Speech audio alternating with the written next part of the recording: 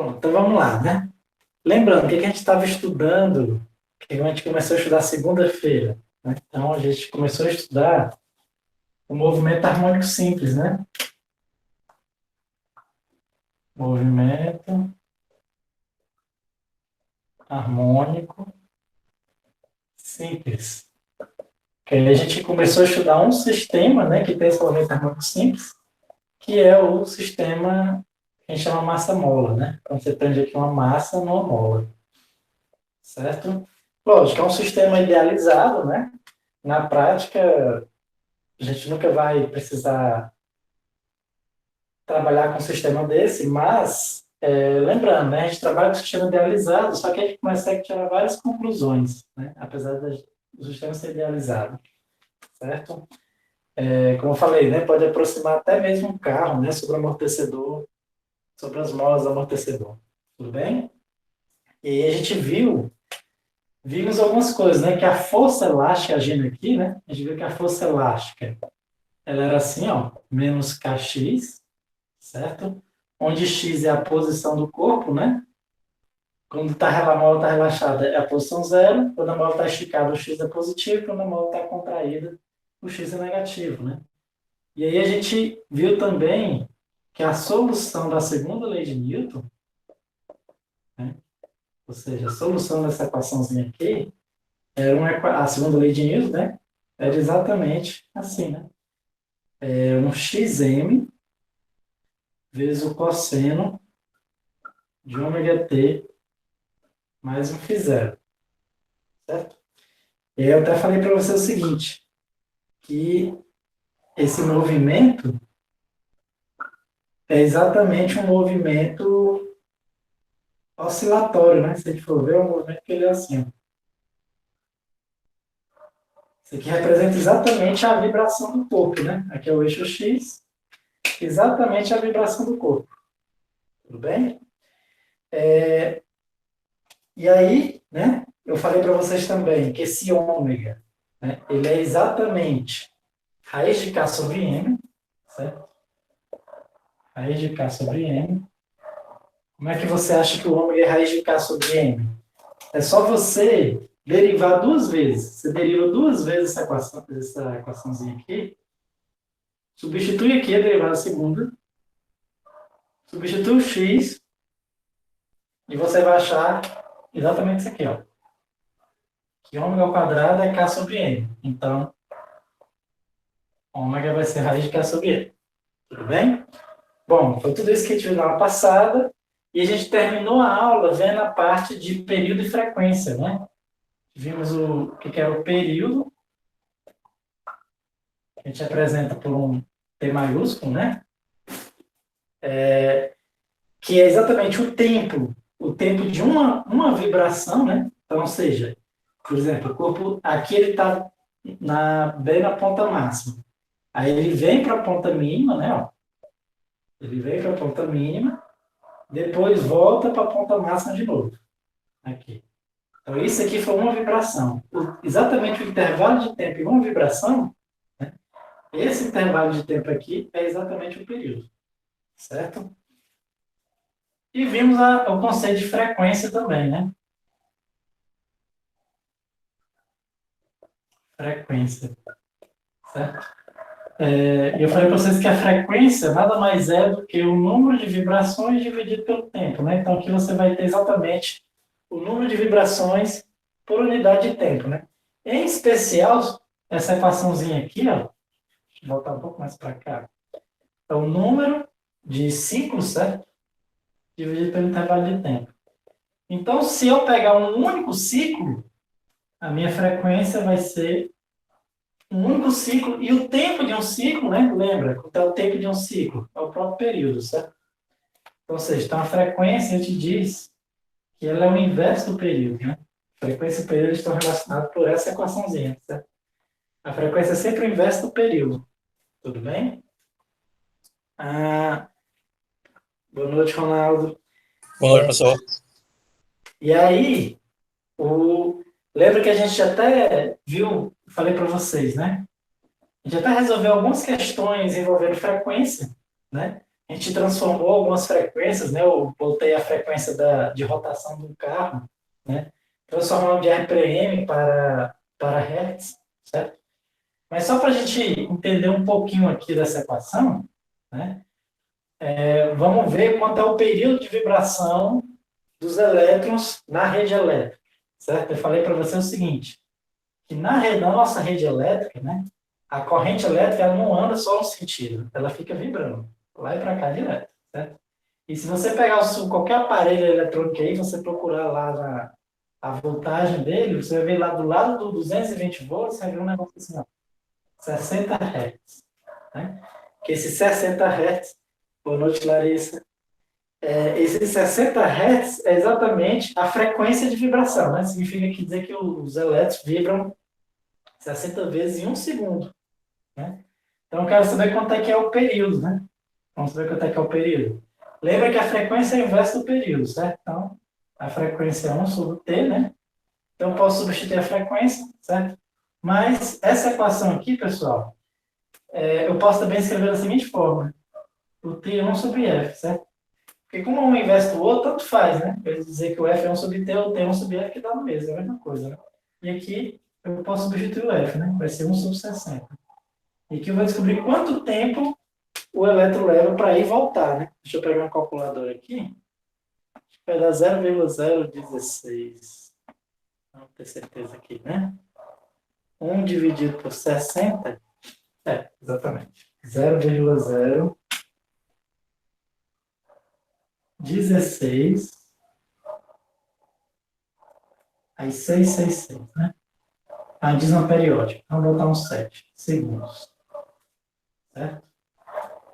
Só para a gente ter uma ideia, né? Ficar um pouco mais maleável, são aproximadamente 17 milissegundos, né?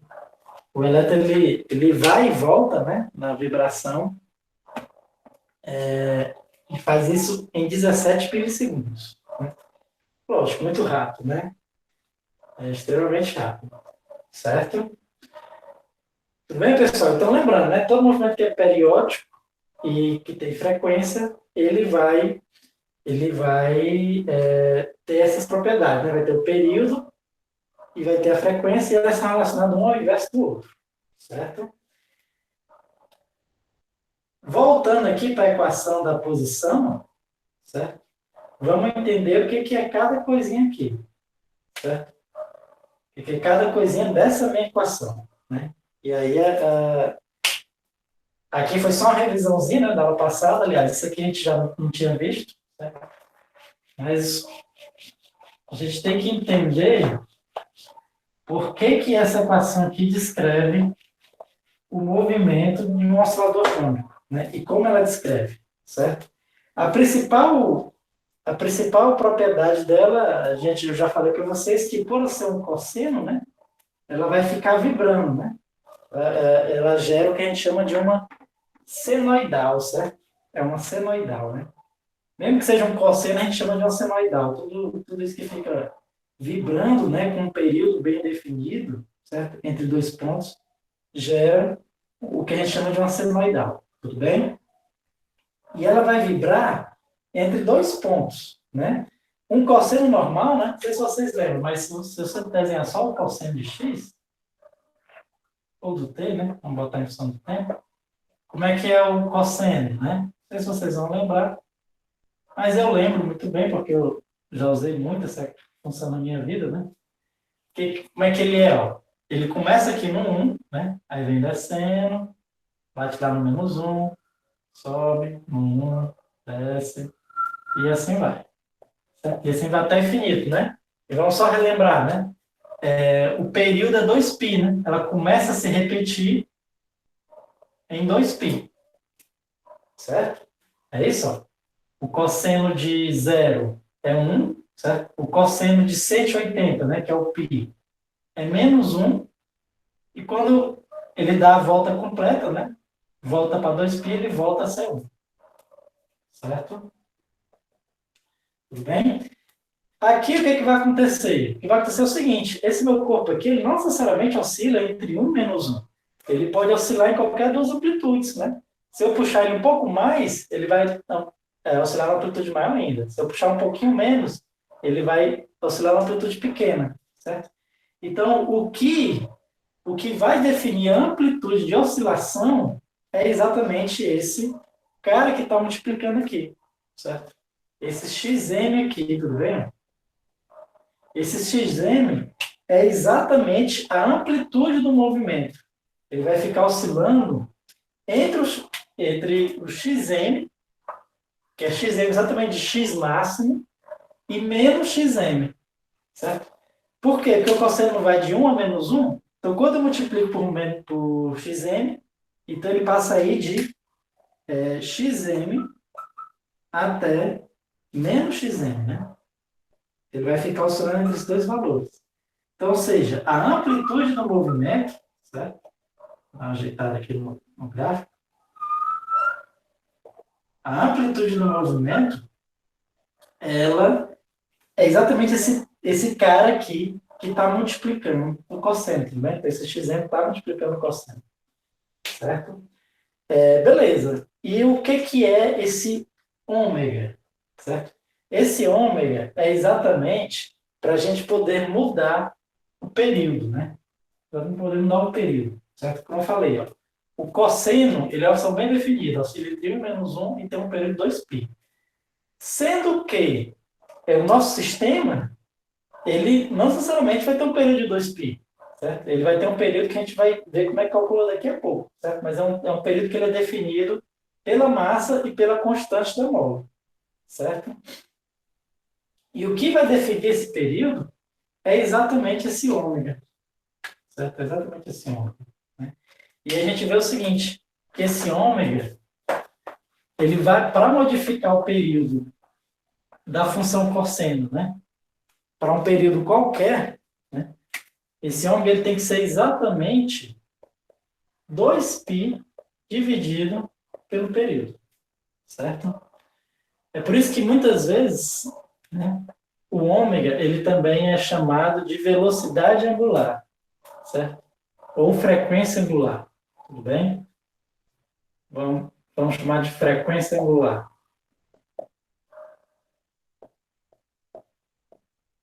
Angular, certo? O ômega. Por quê? Porque quando você multiplica o ômega vezes t, esse produtozinho aqui, ele tem um período de 2π, certo? Por isso que a gente diz que quando você... Por isso que a gente chama de frequência angular, porque esse produto dos dois, ele tem a frequência de 2π, igual ao cosseno, né? Ele tem um período de 2π igual ao cosseno. Mas aí, como você, esse tempo t aqui, né, tem esse ômega multiplicando, então, em relação ao tempo, né, sem ser em relação ao ângulo do cosseno aqui, mas em relação ao tempo, o período fica o período t mesmo, certo? Então, esse ômega exatamente, ele serve para ajustar o período, né? Ou seja, esse ponto aqui não é mais 2π, ele é o período t. Esse ponto bem aqui assim é o quê? 2t. Certo? Esse ponto bem aqui assim, ó, é t sobre 2. E esse ponto bem aqui assim, ó, vai ser 3t sobre 2. Certo? Então, esse ômega ele serve exatamente, né? A função matemática dele aqui é para ajustar o período do cosseno, para, em vez da senoidal aqui oscilar com o período de π, oscilar com o período de t. Certo? E para fazer isso, ele tem que ser exatamente 2π sobre t. Certo? Beleza. Então, aqui, ó, a gente já viu as principais equações do movimento oscilador, do movimento muito simples, certo? Essa aqui, o da posição, né? E a gente, nesse instante, tinha aqui, né, que eu apaguei, uma equação que dizia o seguinte, ó, que o ômega é raiz de K sobre M, certo? Observe que, já que o ômega, ele depende da constante da mola e da massa da mola, certo? Da mesma forma que o período, a relação entre o ômega e o período sempre é dessa forma, eu consigo achar uma relação para o período, o tempo de oscilação, né? Ou seja, se eu isolar o meu período aqui, ó, meu período vai ser 2π sobre ômega, e se eu substituir o valor de ômega, eu vou obter que o meu período ele vai ser 2π vezes a raiz de m sobre k, certo? Aqui eu já obtive a equação final. O que essa minha equação está me dizendo? Essa minha equação está dizendo que o período de um sistema massa-mola, certo? Ou seja, o que é o período? É o tempo de oscilação, né? O tempo que ele leva para oscilar só depende da massa que está em movimento e da mola, certo? Só depende da massa e da mola, né? Não depende das condições iniciais, por exemplo, certo? Vamos resolver aqui um exemplo. Lembra que eu falei para vocês que um carro, ele na verdade, ele está andando em cima de 4 molas, né? O que mantém o pneu, né, em contato com o carro é uma mola, certo? E vamos supor que essas molas estão sem amortecedor, né? Certo? Pode acontecer, né? Se você não trocar o amortecedor do carro, o amortecedor deixa de funcionar. Então o carro fica só em cima sobre uma mola, né? Você passa pelos cantos e o carro fica balançando, certo? E a gente quer saber o tempo em que o carro leva para balançar. A gente pode usar essa equação aqui, certo? A gente pode pegar aqui a massa de um carro, né? Pegar aqui a massa de um carro, gira em torno de 800 quilogramas, né? 900, vamos botar 1.000 quilogramas, certo? Para arredondar aqui. E a constante da mola, né, de um carro, eu lembro que a gente fez uma estimativa, né? Não lembro exatamente quanto era, mas vamos supor aqui que seja 5.000 newtons por metro, certo? Então vamos ver mais ou menos quanto tempo leva o carro subir e descer, né? Então, desfocado aqui. Focado. Pronto. Focou. Então, ou seja, para a gente saber calcular o tempo que o carro leva para subir e descer, né? A gente pega, coloca aqui, ó. Então vai ser 2π vezes a raiz de m é 1.000, né?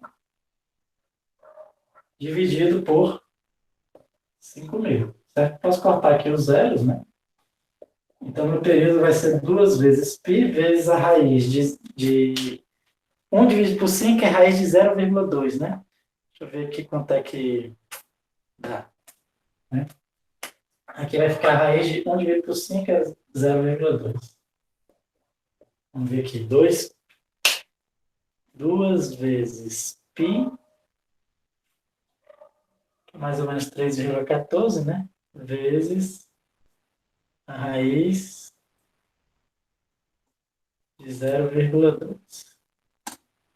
Dá mais ou menos um 2,8 segundos, certo? Ou seja, aproximadamente uns 3 segundos, né? Ou seja, um carro andando aqui, né? Um carro que tem uma massa de 1.000 quilos, que a constante da mola seja de 5.000 newtons por metro, certo? Quando ele passar por um buraco, alguma coisa, ele vai ficar subindo e descendo, né? A cada 3 segundos, né? Na realidade, por experiência própria, é mais rápido, né? A gente fez alguma estimativa aqui, geralmente esse tempo é menor, né? Então, se o tempo é menor, é porque provavelmente esse K é bem maior, certo? Esse K aqui, eu estimei errado, talvez seja uns 10.000, 15.000, ou 20.000, né? Alguma coisa assim, certo? Mas o importante é que dá para a gente calcular, certo? O que a gente tem que entender é que se a gente medir a constante elástica da bola e a massa do carro, a gente consegue saber o quanto ele vai oscilar. Na realidade, né? Para você fabricar o amortecedor, o fabricante ele faz esse cálculo, né? Só que, lógico, ele vai fazer o cálculo com mais precisão, né? Ele vai pegar a massa do carro, vai pegar a constante elástica da mola do carro, né? E aí vai projetar o amortecedor, né? Ideal para o carro, certo? Tudo bem? Que também é uma coisa importante, né? A gente estuda também o que a gente chama de movimento harmônico amortecido, certo? A gente não vai ver hoje. Mas nas próximas aulas a gente vai ver o movimento harmônico amortecido, certo? E também dá para a gente estudar aqui usando toda essa teoria, certo? Qualquer dúvida, pessoal, vocês podem falar aí no chat, tudo bem? Podem ligar o microfone, certo? Se vocês não falarem nada, eu vou continuar seguindo, tudo bem? Vamos lá. Tem mais um termozinho aqui, certo? Aquela equação que eu não falei, né? Xm cosseno de ômega t mais um φ0, né? Então, a gente já sabe que o xm é a amplitude do movimento. O ômega, ele está relacionado com o período, né? Ele é 2π vezes t, certo? Além de que o ômega também é raiz de k sobre n, né? E esse φ0, né? Quem é esse cara? Esse φ0 é exatamente o que a gente chama da fase inicial. Inicial. O que é esse cara? Né? É como eu falei para vocês, certo? O movimento, certo? Do oscilador harmônico, né? Do movimento harmônico simples, ele é sempre uma senoidal, certo? Só que nem sempre ele vai começar na posição máxima. O cosseno, ele sempre começa assim, certo? A posição máxima está no zero.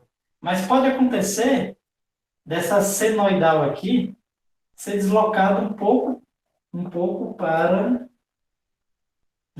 a esquerda, um pouco para a direita, né? Então, ou seja, ao invés dele começar, o máximo começa exatamente aqui, o máximo poderia começar aqui. E ele vai descendo, certo? E aí continua, tudo bem? Então, ou seja, essa minha senoidal, ela sempre pode ser deslocada, certo? Dependendo das condições iniciais do meu sistema, né?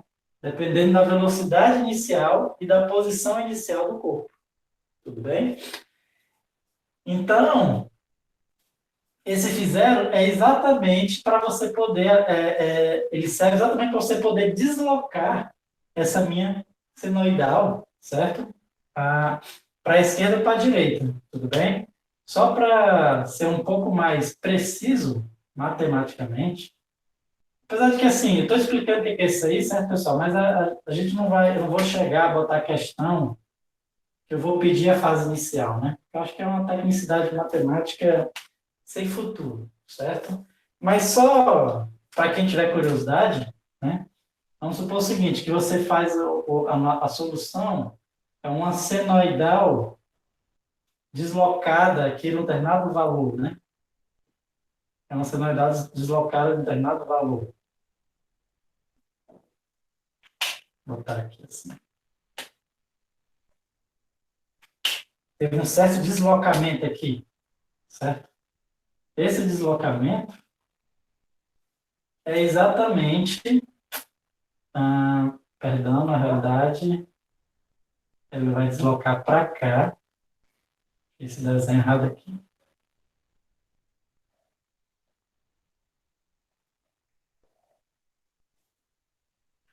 Na verdade, ele se desloca para cá, né? Então, se houve sempre que você soma um φ0 aqui, você vai deslocando a senoidal. Se você somar 2π, você desloca exatamente a onda inteira, né? Então, quando você soma 2π ali, ó, você está aqui, ó, nessa situação.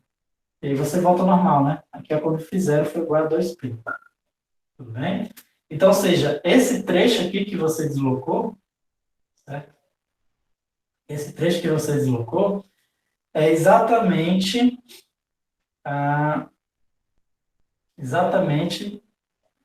φ0, t φ0 sobre 2π. Certo?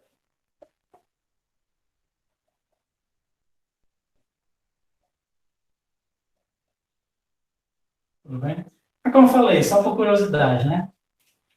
Se o seu coisa for, sei lá, for π, né? Então você deslocou por t sobre 2. Se for π sobre 3, aí você vai deslocar por t sobre 6. Certo? O quanto você desloca essa senoidal vai depender desse φ0. Certo? Como eu falei, só curiosidade, né? Porque eu acho até bastante mecânico, né? Você calcular esse φ0 é bem chato, certo? E eu acho que não tem nenhuma aplicação prática, tudo bem? Não traz nada de importante, certo? O Ronaldo fez uma pergunta aqui que eu nem vi, ó, 3 minutos atrás. O Ronaldo falou o seguinte: ela pode seguir no sentido inverso, digo, a curva, seguir no sentido inverso, como assim?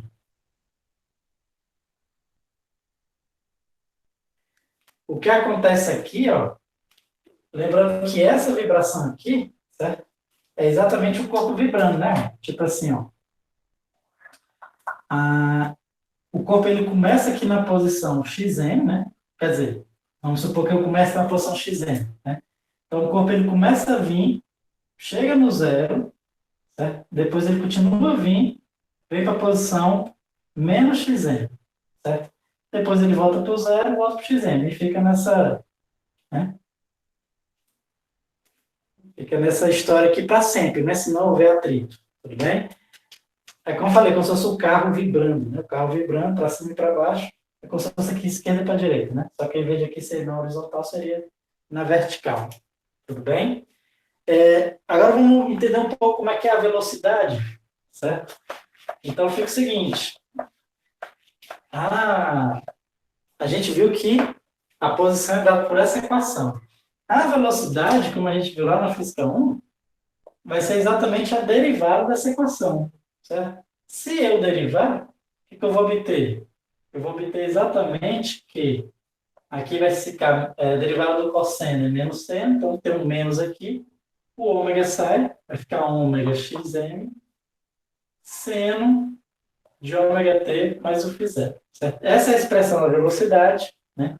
O mais importante dessa expressão é a gente entender o seguinte, como isso aqui é um cosseno e isso aqui é um seno, certo? A velocidade ela sempre está defasada em relação à posição em π sobre 2. O que isso significa dizer? Isso significa dizer o seguinte, vamos primeiro ver matematicamente, quer dizer, vamos ver graficamente, depois a gente vê no problema, certo? Aliás, vamos ver tudo simultaneamente, né? Vamos pegar aqui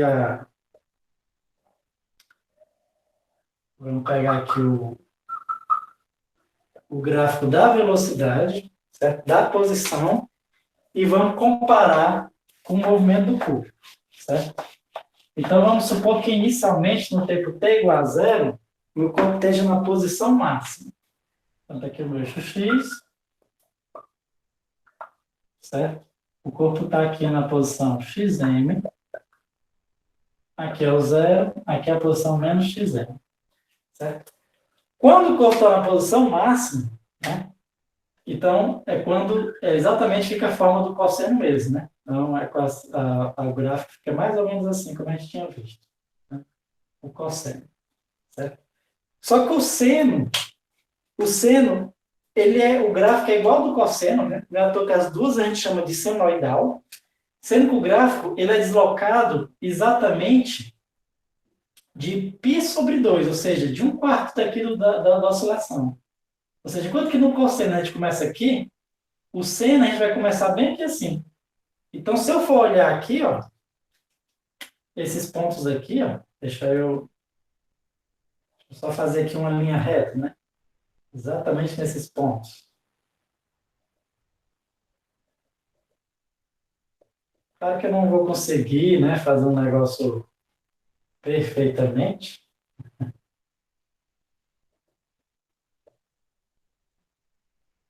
Então, o que vai acontecer? Sempre quando do x for o máximo ou o mínimo, na velocidade eu vou zerar, certo? Porque ela é um seno, né? Então, se eu fosse ver, ó, como o x aqui é o máximo, a velocidade eu começo com zero, certo? Quando o x zerar, a minha velocidade vai atingir o valor máximo dela, certo? Deixa eu desenhar isso aqui um pouquinho mais para baixo. Então, a velocidade vai atingir o valor máximo dela. Ela vai ser assim. Beleza? Aqui o x é mínimo. A velocidade novamente vai zerar. Certo? Aqui o x novamente é zero. A velocidade vai atingir o valor máximo. Aqui ele é máximo. Velocidade zero. Então, não sei se deu para entender aí, ó. Ela vai ficar exatamente intercalando. Quando o x é máximo, a velocidade é mínima. Quando o x é máximo em módulo, a velocidade é zero. Quando o x é zero, a velocidade é máxima em módulo. Acho que eu falei a mesma coisa. Quando o x é zero, a velocidade é máxima em módulo. E quando o x é máximo em módulo, eu estou falando a mesma coisa, né? Quando 1 é zero, né? Deixa eu escrever que é melhor. Sempre quando o x for zero, o que vai acontecer? A minha velocidade vai ser a velocidade máxima, certo? A velocidade vai ser máxima. Tudo bem? E quando o x estiver nos valores máximos dele, certo? A minha velocidade vai ser zero, tudo bem? Tenho que escrever, senão não consigo falar direito, certo? E vamos entender por que acontece isso, né? Então, como eu falei, matematicamente, né, a nossa equação descreve isso por quê? Porque um é cosseno, o outro é seno, e um está exatamente deslocado da outra. Então, tem esse formatozinho aqui, né? Quando um é máximo, a outra é zero. Sempre com esses pontos aí que é máximo, a minha velocidade é zero. E quando o x é zero, a minha velocidade ou é máximo ou é o mínimo. Tudo bem? No movimento, o que acontece aqui? O que acontece é o seguinte: quando o x é máximo, né? Quando é que o x é máximo? Quando o meu corpo está aqui, certo? E quando é que ele é mínimo? Quando o meu corpo está aqui. Esses pontos aqui, como é que a gente chama? São os pontos de retorno, né? Ele não está vibrando, né? Não está vibrando assim? Então aqui ele vem e retorna. Aqui ele vem e retorna. Sempre que você tem um ponto de retorno, a velocidade tem que ser zero. Então, nesses pontos aqui, a velocidade é zero, certo? Por isso que, quando está no máximo, a velocidade é zero, quando está no mínimo, a velocidade é zero, certo? E aí, o que acontece? Ó? O corpo, ele começa a andar aqui, né? O corpo, ele começa a andar nessa direção, certo? Ele começa a vir nessa direção, certo? Eventualmente, o que vai acontecer com ele? Ele vai chegar no zero. Vai chegar no zero. Tá aqui o corpo, certo? Aqui é menos xm e aqui é xm. Quando ele chega no zero, o que acontece? Lembrando, por que o corpo está vindo, né?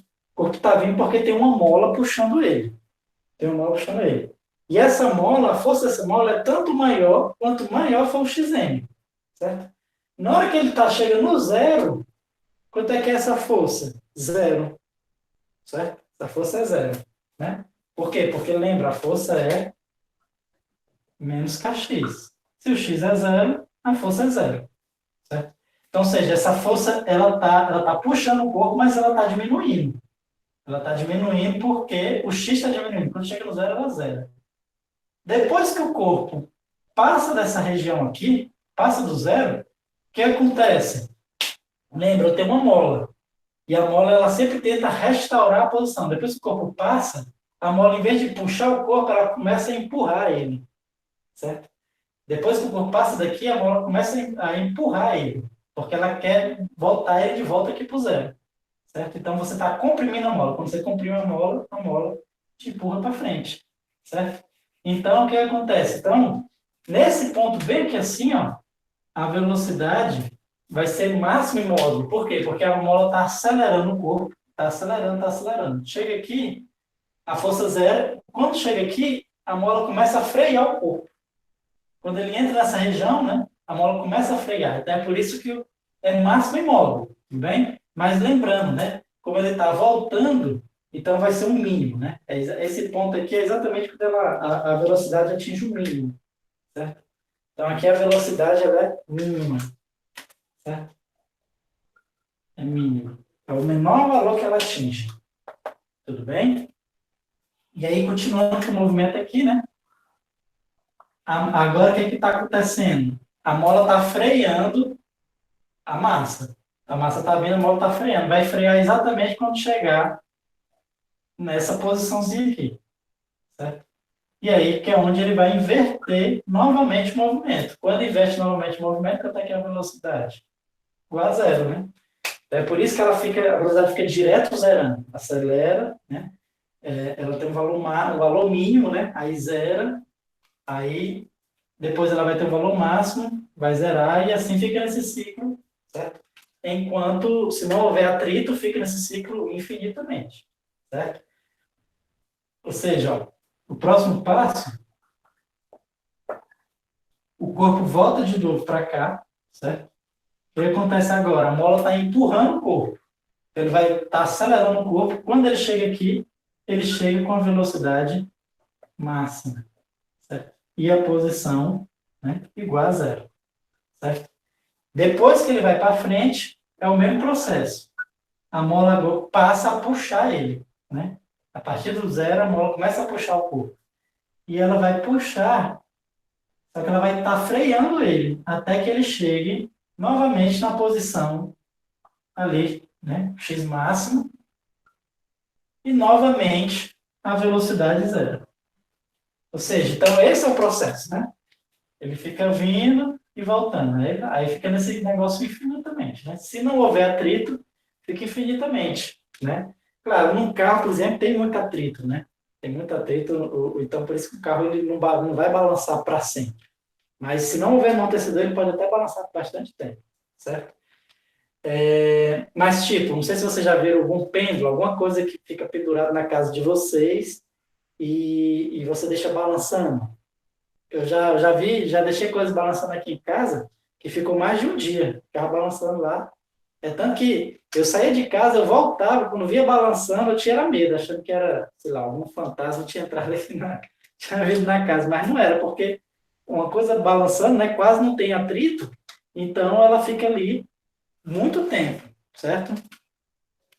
Deixa eu ver só aqui o que o Ronaldo comentou.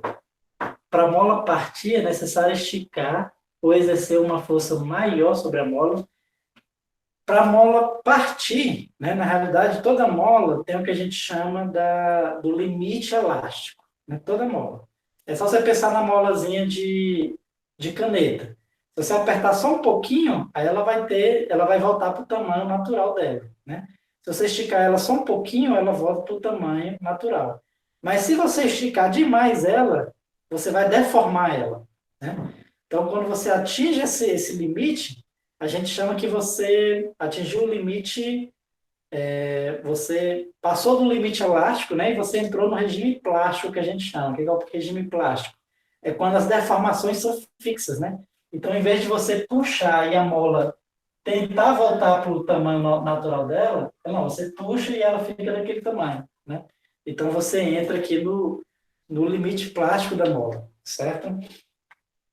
E toda mola é assim, inclusive a mola do carro, né? Se você puxasse demais a mola do carro, você ia deformar que ela não ia voltar ao normal, certo?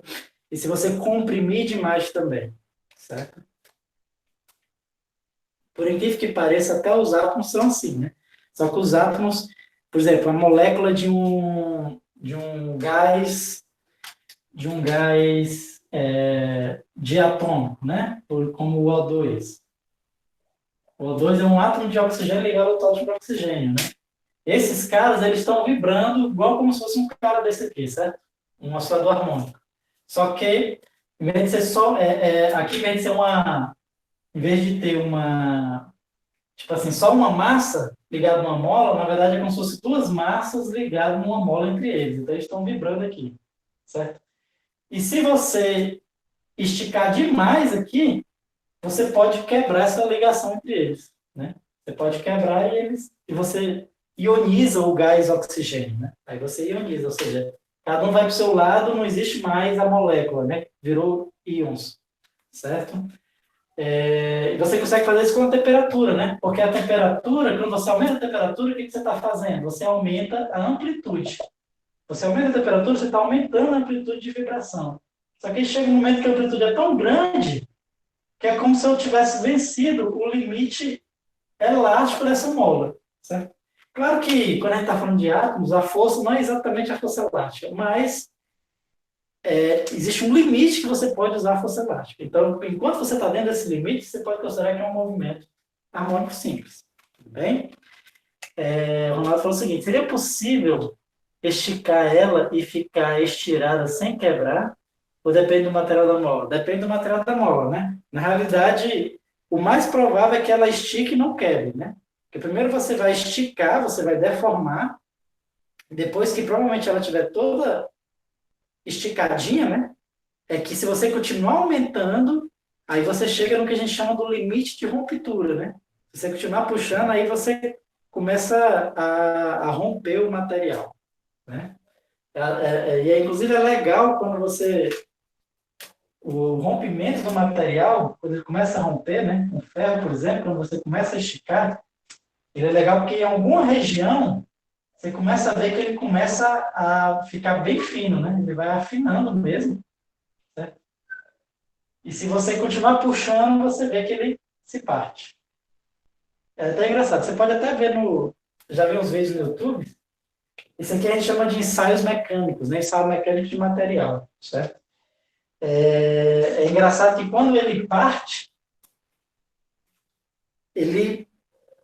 né? Ele está tão esticado que ele parte e ele retrai um pouquinho, né? Geralmente não fica um negócio tão bonito, né? Fica um negócio assim meio quebrado, assim, né? Irregular, mas ele está esticado, ele parte e ele retrai, né? Seria um ferro se deformando, né? Coisa que não é comum a gente ver, certo? Deve ser interessante fazer ela ficar em espiral. É. A questão de como o ferro está em espiral pode mudar um pouco a resistência do ferro mesmo, né?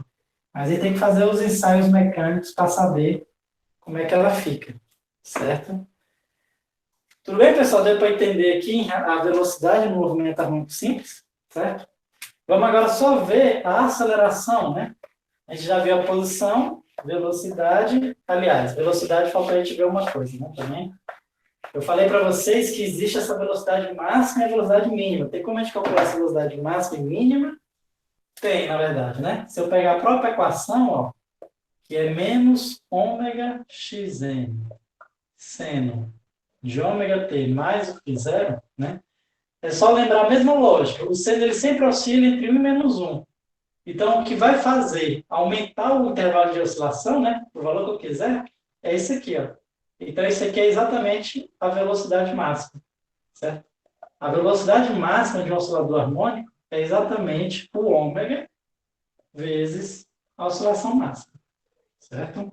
Então, se eu souber, né, o ômega, né, a frequência angular e a amplitude de oscilação, eu consigo calcular a velocidade máxima da oscilação, certo? Tudo bem? Em relação à aceleração, né, eu vou aproveitar esse desenho, porque a aceleração, o que vai acontecer? É a derivada disso aqui. Quando eu derivar, eu vou obter o seguinte, ó, que a aceleração vai aparecer aqui, a derivada do seno é cosseno, acaba aparecendo outro ômega, então fica um ômega ao quadrado xn, cosseno de ômega t mais o φ zero. Só que isso aqui, ó, ômega m vezes o cosseno é exatamente o x. Ou seja, a minha aceleração, ela sempre, para todos os tempos, vai ser igual a menos ômega ao quadrado vezes x. Que, na realidade, é a segunda lei de Newton, né? A segunda lei de Newton, né? Ela diz que a massa de aceleração é igual à força elástica, certo? Isso aqui é exatamente a segunda lei de Newton, né? Por quê? Porque esse ômega ao quadrado é K sobre M, né? Ou seja, se eu passar o M, vai ficar massa de aceleração é menos K vezes X. Certo? O que significa dizer? Significa dizer que a aceleração ela é sempre máxima quando o X é máximo. Né? Então, nessa situação aqui, eu falei que a posição é máxima, a velocidade é máxima, e no caso aqui, a aceleração vai ser mínima. Né? Mínima porque sempre troca o sinal, certo? Sempre troca o sinal. Né? Então, ou seja, a aceleração é mínima sempre que ela é negativa, puxando o corpo.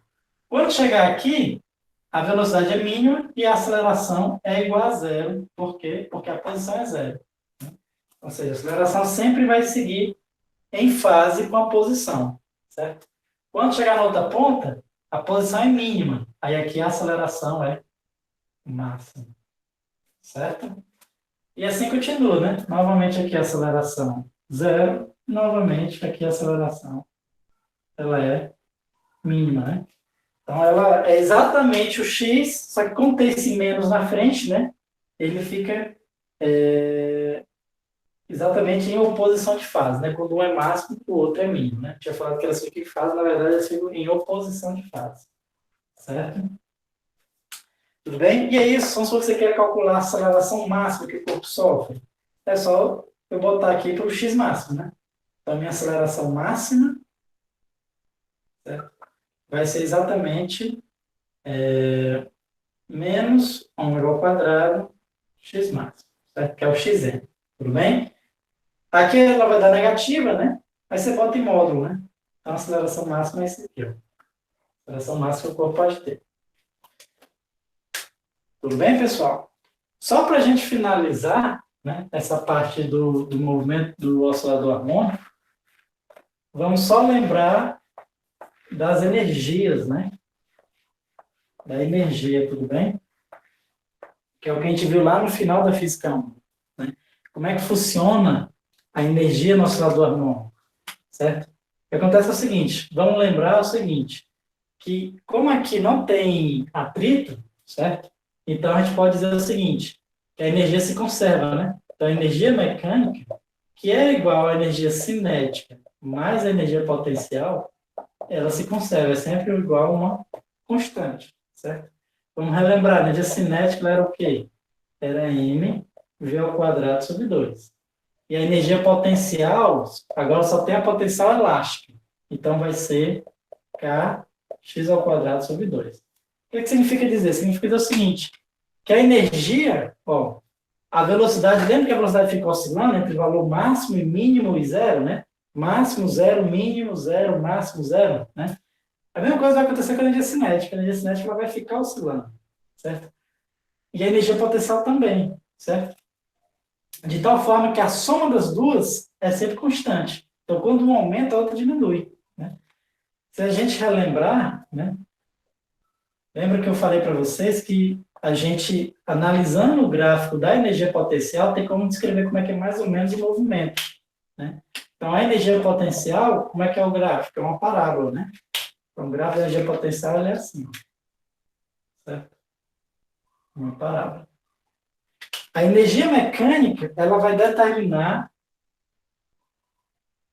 os limites de oscilação, né? Quanto mais energia eu der, maior vai ser o limite, né? Tipo assim, ó, a energia mecânica, que é essa linha em verde que eu desenhei, ó, se eu botar a energia mecânica bem que assim, significa dizer que o meu corpo vai oscilar entre esse ponto e esse ponto aqui. Ele vai oscilar entre esses dois pontos. Esse aqui é exatamente o xm e esse aqui é exatamente o menos xm. Se eu diminuir minha energia mecânica, ó, a amplitude vai ser menor, certo? Então, ou seja, quanto maior a energia, maior a amplitude, certo? Lembra aquilo que eu falei para vocês, né? Que, por exemplo, nos átomos vibrando, num átomo de gás, como é que você faz para aumentar a vibração? Você aumenta a energia dele, aumenta a temperatura, e aí ele vibra mais, certo? Pode vibrar ao ponto de partir o átomo, certo? Ou diminuir, né? Se você diminuir a energia, né? Congelando, ele começa a vibrar com amplitude menor, certo? Então, a energia vai definir exatamente os pontos de retorno, certo? E o movimento vai acontecer aqui, né? Então, é como se fosse o seguinte, por exemplo, quando o corpo está nessa posiçãozinha aqui, ó, aqui a minha massa está oscilando aqui, certo? Quando a massa está bem aqui assim, ó, o que significa dizer? Significa dizer que toda essa altura aqui é energia potencial. Então, quando ela está no extremo, né, é quando a energia mecânica é exatamente igual à energia potencial, quando ela está nesse extremo aqui. Quando a minha massa está bem aqui assim, ó, no meio, o que acontece? A energia potencial é só esse valor aqui, né? Porque é o que está aqui debaixo da parábola, certo? A minha energia potencial. E a energia cinética é exatamente o que falta aqui para chegar na energia mecânica. Então, a energia cinética vai esse valor aqui, ó. Esse valor bem aqui assim. Quando o corpo chega na origem, o que acontece? A energia potencial é zero. E toda a minha energia mecânica é energia cinética, certo? Então, aqui a energia cinética é igual à energia mecânica, certo? E do outro lado vai acontecer a mesma coisa, né? Quando ele está bem aqui assim, em algum lugar aqui no meio, né? Parte é potencial, parte é cinética, e quando ele chega na outra ponta, novamente, a energia potencial é igual à energia mecânica, né? Toda energia aqui, ó, potencial é igual à energia mecânica, certo? Quando ele está aqui, uma parte é potencial e outra parte é cinética. Então, ou seja, as energias elas ficam se convertendo, né, em uma nas outras, certo? Como a gente já tinha visto, né, lá na física 1. A energia potencial e mecânica fica se convertendo de tal forma que a soma das duas sempre é uma constante, é igual à energia mecânica, certo? A energia mecânica, se você souber a amplitude, tem como você calcular. Por quê? Porque a energia mecânica, ó, ela vai ser igual à energia potencial na extremidade. Então, eu posso dizer que a energia mecânica vai ser igual à energia potencial na extremidade. A energia potencial na extremidade vai ser o quê? K x ao quadrado sobre 2, só que por x da extremidade. Quanto é o x da extremidade? O xm, né? A amplitude. Você pode dizer que a energia mecânica é simplesmente K xm ao quadrado sobre 2, certo? Ou então, você pode até usar o fato que a energia mecânica é igual à energia cinética no meio, né? Então, seja, você pode calcular também como sendo m v máximo ao quadrado dividido por 2. Certo? Tudo bem, pessoal? Alguma dúvida em relação a isso? Vou fazer o seguinte, pessoal. Como já está dando mais ou menos 1 hora de aula, certo? Eu vou encerrar a aula aqui hoje, certo? E aí, próxima aula, a gente faz alguns exercícios, né, para a gente saber como é que as questões, né, aquelas questões quantitativas, mais ou menos como é que elas vão ser cobradas. Mas lembrando, vai ter aquelas questões qualitativas, né, para quem não quer fazer as quantitativas, certo? E a gente faz uns exercícios, fala de pêndulo na próxima aula, certo? O pêndulo, né, que também fica oscilando. E aí a gente encerra essa parte de movimento harmônico simples falando do movimento harmônico amortecido, certo? E de ressonância, né? Tem até umas coisas bem interessantes em ressonância, né? Tipo assim, a gente vai ver, vamos entender, por exemplo, não sei se vocês já viram isso, mas, por exemplo, teve uma cidade, eu estava ouvindo falar disso, que teve um terremoto que derrubou vários prédios, né? E aí, naturalmente, você pensa assim, provavelmente os prédios que caíram eram os prédios mais altos, né? Porque balançando o prédio alto, mais peso derrubou, né? Mas é engraçado, quando você vai ver, os prédios altos não caíram, os prédios pequenininhos não caíram, só caíram os prédios medianos, né? E por quê? Porque exatamente que o terremoto ele estava vibrando no que a gente chama da frequência natural de oscilação dos prédios medianos. Então, e aí, então, só esses que caíram, certo? Então, vamos entender um pouquinho o que é essa ressonância, né? Os prédios entrarem em ressonância. E quando uma coisa entra em ressonância com a outra, ela começa a vibrar com amplitude cada vez maior, né?